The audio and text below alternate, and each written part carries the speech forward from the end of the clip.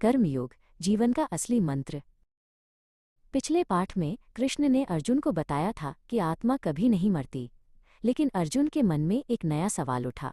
उसने पूछा, हे केशव, अगर ज्ञान कर्म से बढ़कर है तो आप मुझे इस कठिन युद्ध में क्यों झोंक रहे हैं?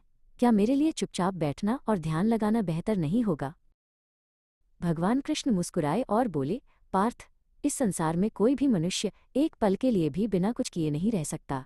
यहाँ तक कि तुम्हारा शरीर भी हर पल काम कर रहा है। सांस लेना, पलकें झपकना, ये सब भी तो कर्म ही है। इसलिए कर्म से भागना मुमकिन नहीं है। कृष्ण ने आगे समझाया, अर्जुन, जो लोग ऊपर से तो शांत दिखते हैं लेकिन मन में काम भोग के विचार रखते हैं, वे खुद को धोखा देते हैं।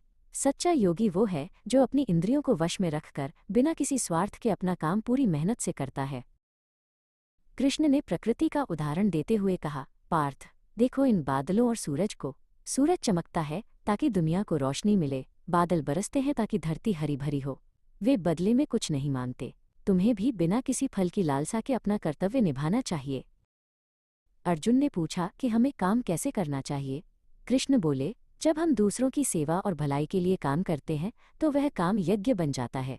जो केवल अपने लिए पकाते और खाते हैं वे स्वार्थी होते हैं, लेकिन जो दूसरों के साथ बांटकर कर्म करते हैं वे हर बंधन से मुक्त हो जाते हैं।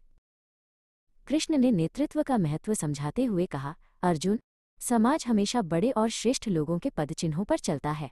जैसा व्यवहार तुम करोगे वैसा ही दुनिया करेगी।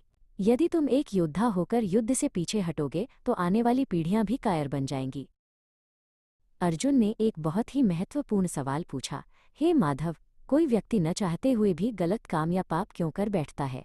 वो कौन सी शक्ति है जो उसे मजबूर करती है? अर्जुन की आवाज में अपनी गलतियों को समझने की तड़प थी। कृष्ण ने उत्तर दिया, इसका कारण है इच्छा, काम और क्रोध। ये हमारे सबसे बड़े दुश्मन हैं। जैसे आग को धुआं ढक लेता है और शीशे को धूल, वैसे ही ये इच्छाएं हमारे ज्ञान और विवेक को ढक लेती हैं। इनसे बचकर रहना ही असली जीत है। इसलिए अर्जुन, सबसे पहले अपनी इंद्रियों को वश में करो। मन बुद्धि से बड़ा है और आत्मा इन सबसे ऊपर है। जब तुम अपनी बुद्धि को स्थिर कर लोगे और जान जाओगे कि तुम कौन हो, तब तुम किसी भी लालच या डर से नहीं डगमगाओगे। अर्जुन का सारा संशय मिट गया।